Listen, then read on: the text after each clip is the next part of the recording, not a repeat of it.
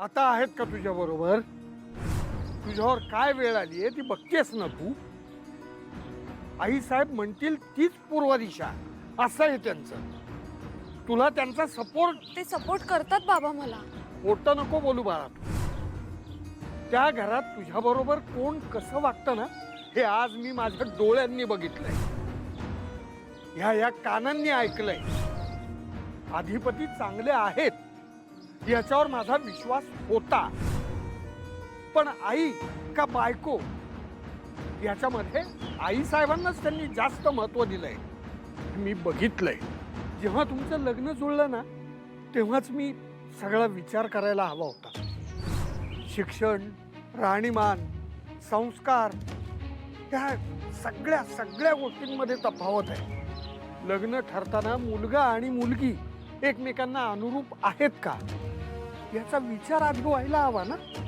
आई बापाला डोक्यावरचं ओझं हलकं करण्यासाठी मुलीची सासरी पाठवणी करणं खरंच चुकीचं आहे, आणि ती चूक मी केली ती चूक. आता कशी सुधारू ती मी?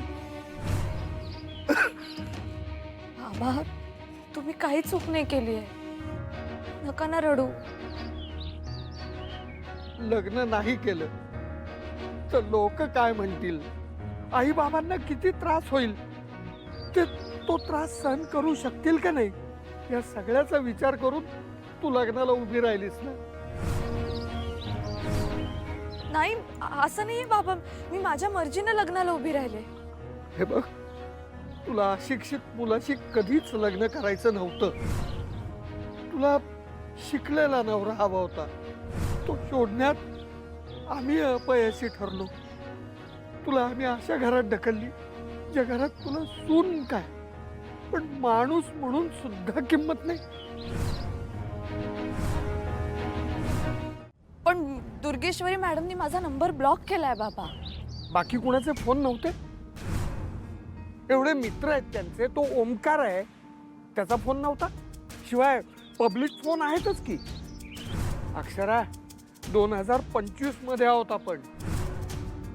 अगं संपर्काची अनेक साधनं उपलब्ध आहेत. एखादा मेसेज, एखादं पत्र, कुणाकडून तरी संपर्क करण्याचा प्रयत्न एकदा तरी केला का त्यांनी? नाही ना. याचा अर्थ काय? तू माहेरीच राहिलीस ना तरी त्यांना काही फरक पडत नाही. मला माहितीये त्यांना फरक पडतो बाबा. फरक पडला असता ना तर आज आपण इथे बोलत बसलो नसतो. अक्षरा, तू तुझ्या घरी असतीस आणि आनंदाने संक्रांत साजरी केली असतीस का? तुमच्या नात्यात सुरुवातीपासूनच प्रॉब्लेम होते, पण तू आमच्याशी हे कधीच बोलली नाहीस. एवढंच. बाबा मला मान्य आहे की सुरुवातीला आमच्यात प्रॉब्लेम्स होते, पण आम्ही बोलायचो एकमेकांशी. ऍडजस्ट केलं आम्ही. आम्ही नको म्हणू अक्षरा, फक्त तू ऍडजस्ट केलंयस. आई, घरची लक्ष्मी घरात परत येईल ना आज? व्हाय की देवच पावला म्हणायचा बघा. कमाल आहे नाही? अक्षरा घरी परत यावी म्हणून आपण देवीला गाऱ्हाणं घालायला आलो आणि लगेच बातमी कळली आपल्याला. व्हय. देवीनं हे जसं ऐकलंय ना तसं आणखी एक ऐकावं. काय? ती घरातली ब्याद भुवनेश्वरी घराच्या बाहेर जावी आता लवकर. झालं तरीच म्हणलं अजून बोलला कसा नाही. हो, वडून ताणून समजा तिच्यावरच आणून तोपवायचं. काय हो तुम्ही? हा आनंदाचा दिस आहे. सुनबाई घरला येते, आनंदात राहा की.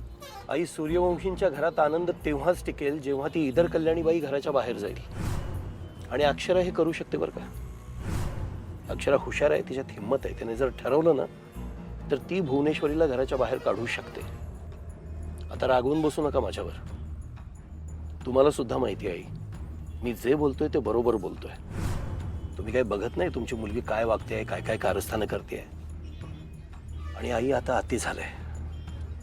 भुवनेश्वरीला धडा शिकवायची वेळ आली आहे आणि अक्षरा तो शिकवणार. बघा तुम्ही.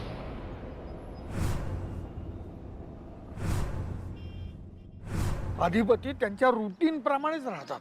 फॅक्टरीत जातात, काम करतात, मित्रांना भेटतात. त्यांच्या आई साहेबांना हवा तेवढा वेळ देतात. त्यांनी त्यांचं काहीच बदललं नाही. तू बदललीयस.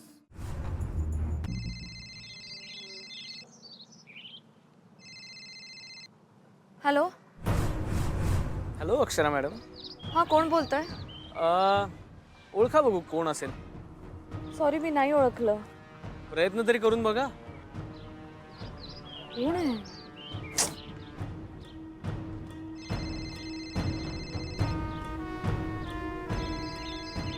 हॅलो. फोन कट करण्याऐवजी प्रयत्न केला असता तर बरं झालं असतं नाही का? अहो, मी नाही ओळखलं तुम्हाला. कोण बोलताय? आणि तुम्ही प्लीज नंतर फोन करता का? नंतर में बहुत अंतर होता है अक्षरा मॅडम. आत्ताच बोला. मी आता खूप गडबडीत आहे, आपण नंतर बोलूया. नाही नाही नाही, मी फार वेळ नाही घेणार आहे तुमचा. ओळखा तरी. अहो, खरंच मी नाही ओळखलं तुम्हाला. ओके, हिंट देऊ? हिंट हिंट वगैरे काही तुम्ही देऊ नका मला. तुम्ही कोण बोलताय मला सांगा फक्त. काय झालं, काही टेन्शन आहे का? अहो, टेन्शन काही नाही आहे. तुम्ही कोण बोलताय प्लीज सांगाल का? एकतर ते सांगा किंवा फोन ठेवा आता. ओके ओके ओके फाईन, मी हिंट देतो ना. मी एका वेगळ्याच कशावरून तरी बोलतोय. काय बोलताय तुम्ही? मला काही कळत नाही. अजूनही नाही कळलं?